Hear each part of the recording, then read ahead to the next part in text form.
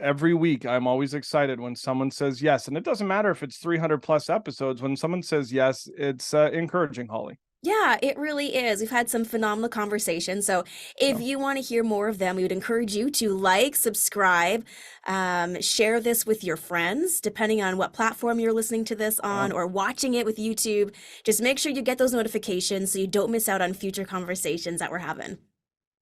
And that's the only time we're going to sell you anything. That was, it's a gift, not a Yeah. sale. It's a Come gift. on. And for 5 easy payments.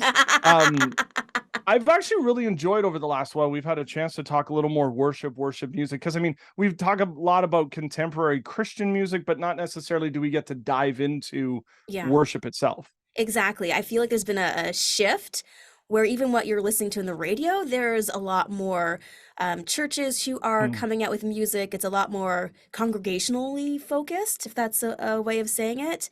But it's really cool just to see how music is being written for the church in the season that we are in a different kind of way than what we've seen in past decades. Every month we've had an opportunity to team up with Integrity Music, and we have songwriter, worship leader Lucy Grimble. How are you?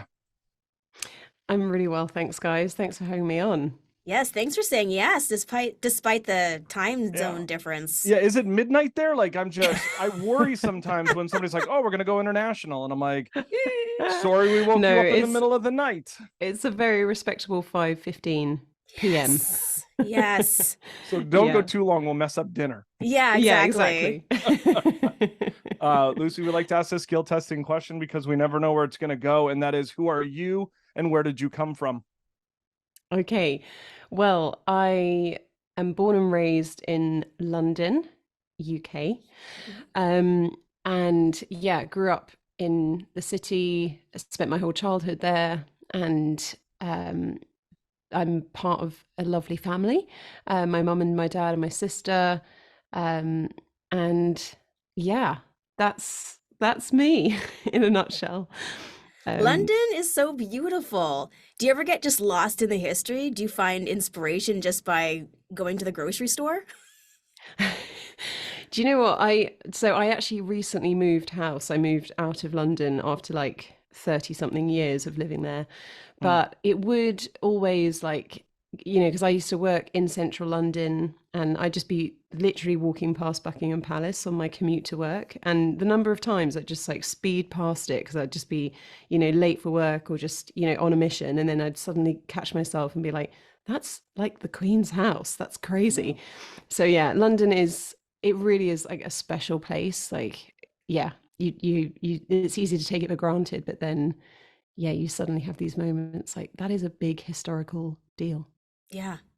Everybody that I know that we've ever talked to that lives in England, it's like I either live in London or just outside of London because nobody else knows other places. So they're like, "Oh yeah, Yeah. no, I live in London." I'm like, "Oh, in London?" Well, like an hour and a half outside of Yeah. London, but it's still, nobody knows Yeah, where Flunamana is, so I just know it's exactly. London. Yeah, That's my yeah. favorite I'm place. I'm I'm like 4 hours out of London now, so I'm a bit further. We've sort of, bunny hopped outside of the home counties and gone into deepest, Ooh, darkest countryside, which is Nice. nice. quite fun. It's Was beautiful. faith always a big part of your life? Yeah, I mean, I grew up in a Christian household, so my parents really introduced me to faith as a little girl. My dad would read the Bible to us every night. We always prayed every day. I grew up going to a church, and yeah, around about the age of 8, um, actually, the Toronto blessing, so a blessing from Canada, came over to the UK, which was basically a move of the spirit, like a sort of fresh wave of the spirit. I guess you describe it as that. So my sleepy little suburban church in London, suddenly it was almost like it just was hit by this like crazy move of God. And I think that really marked me as even at the kind of the age of 8, that really marked me and kind of made me realize that God is real and Mm. that God is exciting and that God is wild. So yeah, I grew up, I guess, with like a basis and a grounding in faith, but also I'm so grateful to have grown up with experiences of God. So yeah. Growing up with those kind of experiences, was there a moment where you were able to make the faith your own? Yeah, I'd say that didn't really happen until I was about 16.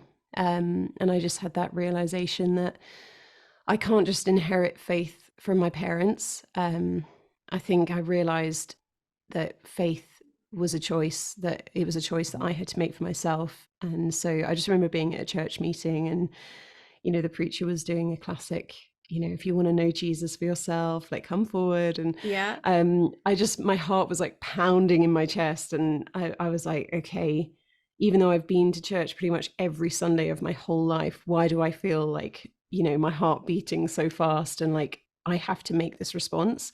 And so, yeah, I kind of responded to that call to follow Jesus for myself. So yeah, that was sort of, in my teens. Where did the love of music and the realization that you had this talent? Well, I've been playing instruments since I was a little girl. So I was 4 when I started playing the piano and the recorder, Ooh. which I actually played to grade 8, which I normally, it's a slightly embarrassing instrument, although there are some really beautiful recorder pieces out there. Yeah. Yeah, and I played the flute as well and the saxophone. So I kind of Oh, grew up wow. immersed in music, like mainly immersed in classical music. I was a I was a musical scholar at my school, which basically meant I did a lot of choral and orchestral musical playing. And then when I was sort of in my late teens, I discovered songwriting, which was kind of this whole different world because I'd grown up, reading notes on a stave and, being told exactly what to play and when, Yeah. and even down to dynamics and things. And then, I sort of discovered songwriting inspired in particular by a songwriter called India Ari, who I just absolutely love. And I was sort of listening to her music and thinking, gosh, she is so brave to be that honest in a song and like share these like parts of her heart. And so I thought I would just try it for myself. Never thought anything would happen with it. It really was like girl playing 3 chords on a guitar in her bedroom. That was the vibe. But that really set me off on a sort of, I'd say, like a more personal journey with music and writing and sort of, I guess, putting my story into music. Um, I want to get back to like your musical journey, but Johnny, have we ever spoken to anybody who played the recorder more than just grade 4? No, and This is a nor first. we need more recorder in worship albums, is what I'm I think thinking. so. And a We little do. cowbell. My mum literally tells me that all the time. She's like, it makes me cry. And I'm Aw, like, I okay. only I only know it like Hot Cross Buns is the song that I think everyone plays, and The Squeak. And I was dreading my kid playing it, and they haven't had to play it yet, so I'm actually kind of excited. Because But people realize that you have to have a talent you in do. order to play the recorder and the Yeah. slide whistle. It's Yeah. a slide Yeah. whistle.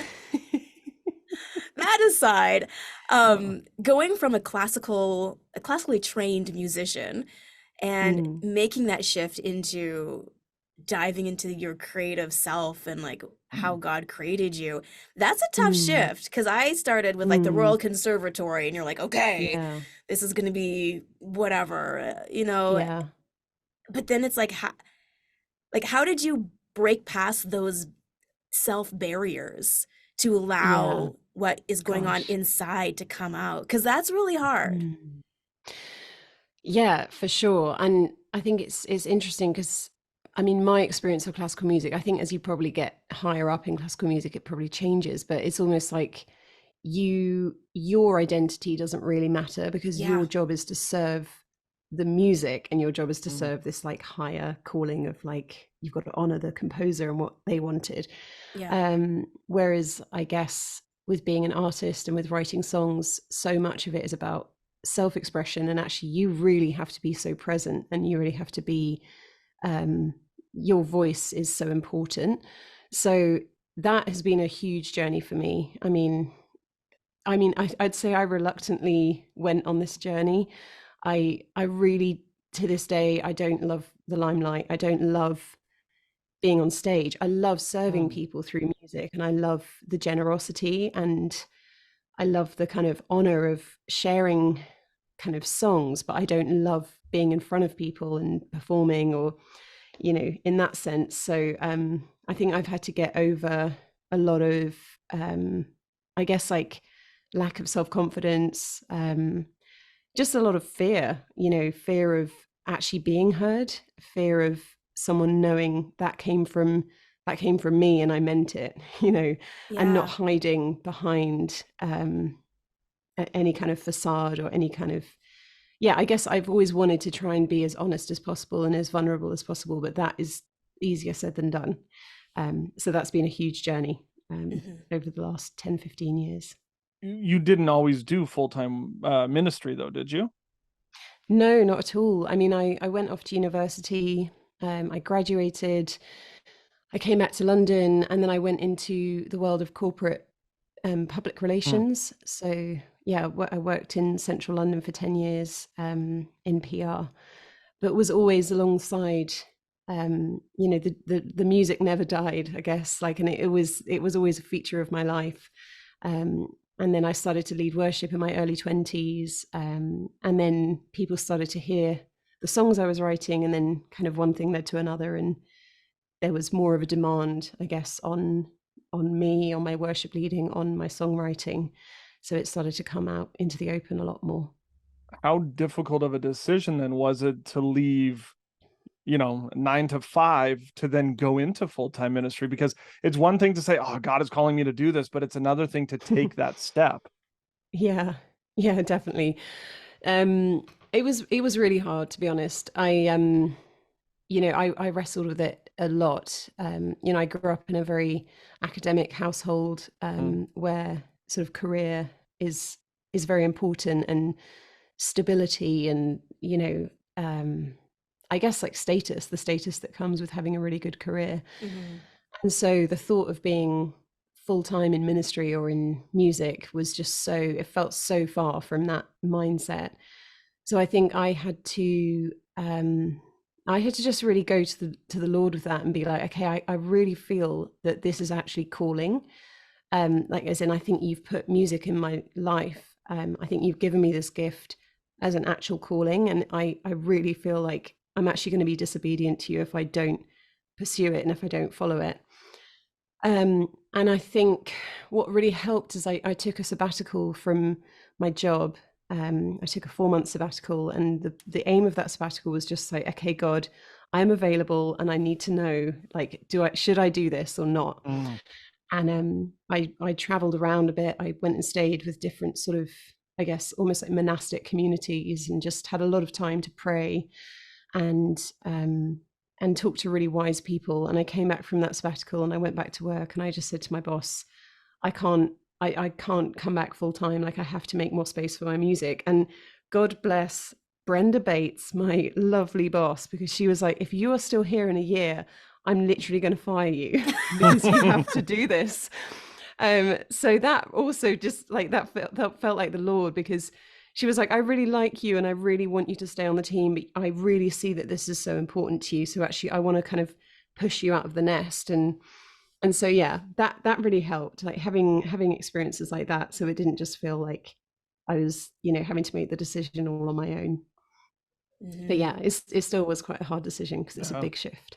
Oh, for sure. So you're shifting from playing other creators' music to now playing the music that the creator is putting in your life. Now you're trying Yeah. to step outside of your comfort zone. How is your family in this particular season of your life? And just how did they support you?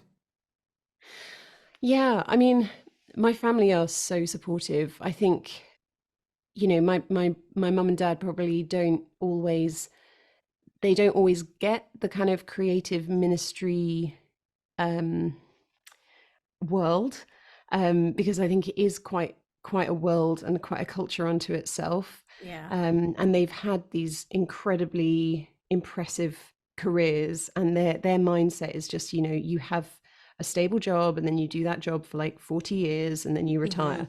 Whereas Mm. ministry is so much more like you know, you're essentially, you are following God, and you're leaning on God, and you're trusting him for so many things.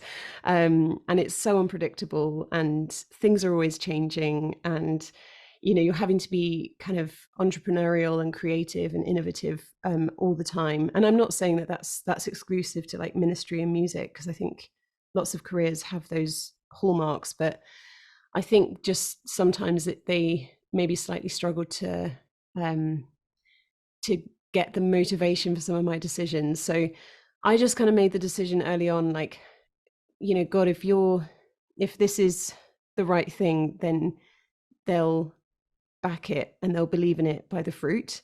So I was like, Mm. I'm just going to stop stressing, trying to kind of prove to them, but no, it's the right thing. No, it's the right thing. And I'm just going to let the fruit speak for itself, and it will either be right or not right, you know? So that really took the pressure off me, because I was like, this can't just be on me to like, for this to be the right thing. God, you have to also kind of show that you're in this. And yeah, thankfully that has happened over and over again. And I think, yeah, my parents are just so supportive, and I think they can see that it's the right thing that I chose this path. I want to talk about your new album, which was released last week, but I also want to talk about musical influence, because if you look back in like the 90s, in North America, our big influences were the likes of Delirious or Tim Yeah. Hughes or Matt Redman. Do you find that there's musical influences that influence you for your music? Oh yeah, heaps. I mean, yeah, I've got so many artists that I'm just like, oh, wow, like how do you do that? It kind of changes per album. So with this latest album, there were a few artists in particular that I was like just soaking up and just like just so inspired by. So artists like Marcus Mumford, he released a self-titled album that I just found so inspiring. There's an artist called Yeba, who again, just her melody, her harmony, and the way she just plays with music is just so inspiring.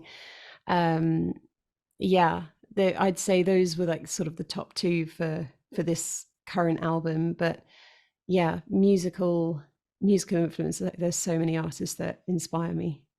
So, how do you take their sounds and their influence, but then still make it uniquely you without you being them? Hmm, that's a good question. I think it's it's more about like their approach. So with the Marcus Mumford album, what I really loved was that he was very experimental with sound.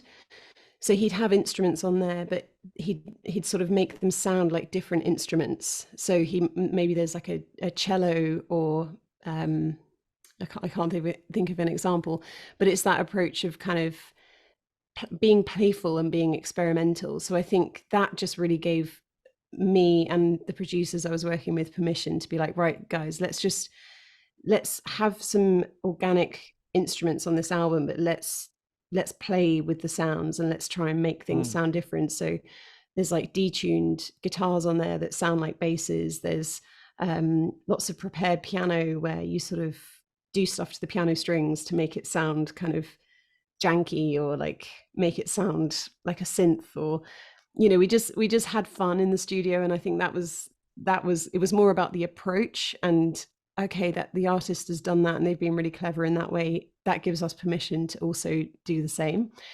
The same with Yeba, like, you know, her vocals are just so rich. Like she'll layer loads and loads of vocals onto her track, and it just adds this very like earthy kind of organic feel to the track. And I think that was really important to these songs. So again, we would be like, right, there's going to be lots of vocal layers on here. That's kind of the sound we want to go for. Hmm. You also had someone who's especially close to you working with you on this album. I Like, did how do indeed. I frame this? What was it like working with your husband on this? um, it was so great. I mean, it was our first year of marriage, which I Mm. wouldn't recommend, because you just are learning a lot about each other in the studio. And we had like a third producer in the mix as well. And to be honest, I feel a bit sorry for Drew, because sometimes it genuinely would be like he was being kind of the therapist for us, because me and Tom are both very opinionated. We have and also we really care about our ideas. So sometimes in the studio we would knock heads, we would like really be fighting for our ideas, and Drew was having to kind of be this, right guys, like how do we like work this out? But yeah, it was great. I think the thing I love about Tom is he is just so loyal, and I think from day one of even us starting to date, he just always has believed in me and believed in my music, and really wanted to support that. So I think I was just constantly blown away with like, gosh, he is sacrificing so much to do this project, and being so generous with ideas, and just being so generous. So yeah, I feel like a very blessed wife to have worked with my husband on this project. Between the Shadow and the Sun, just released on October the 6th. Is it, from your perspective leading up to it, is there anticipation, like excitement? Is there worry? What is your feeling as you're coming up to the day of? Yeah, well, every album is different. I haven't really felt worried so much about this album. I mean, I think initially when I was recording it, I was concerned because my previous projects have been very much more sort of on the nose worship. On the nose worship, that's not really a phrase, but We're just much more we're making it one. But kind of songs that you could sing in church, much more congregational. Whereas this is much more of a listening album. It's a lot more personal, it's a lot more vulnerable. And I think in the early days of starting to make it and really feeling like I really believe this is the album I'm meant to make, I was kind of nervous, because I thought, are people that listen to me and people that follow me going to just find it self-indulgent, or am I allowed to just have a much more personal project, or does it all have to be kind of worship unto the Lord? And I think I've kind of changed my view on that, and I do see it as it's all worship. I'd say this album's much more in the kind of Psalms camp of like, there's some lament, and there's wrestles of faith, and there's struggle, as well as sort of praising God and declaring who he is. So anyway, that was kind of the backstory. But leading up to it, I think I've just felt quite excited. I think when you go through that journey of making music, and this was a studio album, and we all just worked so hard on it, and I think we only signed off on it when we were really like, we feel like we've got the songs and we feel proud of them. And I think when you reach that point, then you're just excited for people to kind of hear the songs and to share them. So yeah, I think I felt quite excited in the run up to this one. It's interesting because you had said that in some ways this is more so for yourself. As an artist, do you find that, is there a difference between writing music for church or writing music for radio or writing music for yourself? Or is that just an entirely wrong idea that I have? I think there is a difference. And I think there should be, because you're thinking about a different, the songs have to perform a different function. So I think you do need to approach them differently. So if I'm writing a congregational song, I've got a very different headspace to if I'm writing a more personal song. Like with the songs on this album, I was able to lean a lot more into kind of poetry and playing with lyrical ideas and thinking of really fresh ways to say things. And actually you could talk about things quite obliquely, because I know that the listener is not a Sunday morning worshiper who really just needs to understand what they're singing and connect with it, and it makes sense kind of like from the get-go. With personal songs, I think you can layer in more like, I don't know if the word is mystery, but like there's more of a discovery process that you can take your listener on. So yeah, I think it should be different. Personally, I haven't ever written for radio, so I can't comment on that, but definitely from congregational to personal songs, it's a different headspace, I would say. There's going to be things that the audience gets from the music. Was there something that God was teaching you as you were writing those songs and preparing for its release? Yeah. Yeah, so much. I mean, I think, I started to write these songs in the middle of the pandemic. I was really in a sort of just in a very fragile state. I think with other projects I've done, they've kind of come from a place of strength, but this album definitely came from a place of weakness. And it felt like a journey of refinding God. Mm. Through this whole time, I was a worship pastor at my church and leading worship every Sunday, mainly kind of online, down a camera. And some weeks it honestly felt like I was holding on by like a piece of, I don't know, like dental floss, to my faith. And I was just really like, God, I have nothing, but I know you're there, and I know you're faithful. So I'm just going to trust in that, and just, it's almost like, but for your grace, go I. And so it was a really interesting place to write from. And I think I really was trying to be careful. I didn't want to I personally didn't want to go into a space of like deep doubt and confusion and almost like creating God in my own image, because I couldn't, necessarily understand what was going on. I wanted to still be resting on the faithfulness and goodness and kindness and the nature of God, but I couldn't deny that it was coming from much more of a kind of I'm like feeling after you and I'm trying to find you kind of place, rather than like I'm so certain of who you are and I'm just going to shout it from the rooftops. So if any of that makes sense, that was kind of the context that I was writing from. And I think the big lesson through all of it was just this journey of trust, of just being reminded over and over again that the bottom line is that we are called to trust God, and that is such a beautiful invitation, like in hard seasons, in seasons of deep doubt or seasons of deep disappointment, that trust doesn't have to look like, yep, I got this, I know what's going on.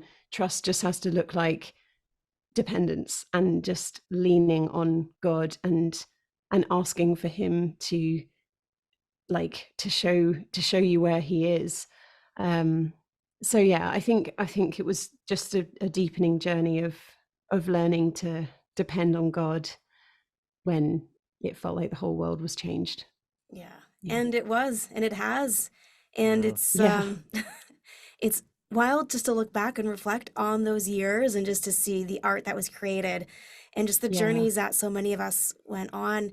I mean, I wish we could learn the best lessons by being in the mountaintops, but unfortunately, diamonds are forged by pressure Pressure. and Yeah. heat. And for you, clearly there was a season of asking questions. And so this is the Why Me project. And so were there moments where you were asking, why me?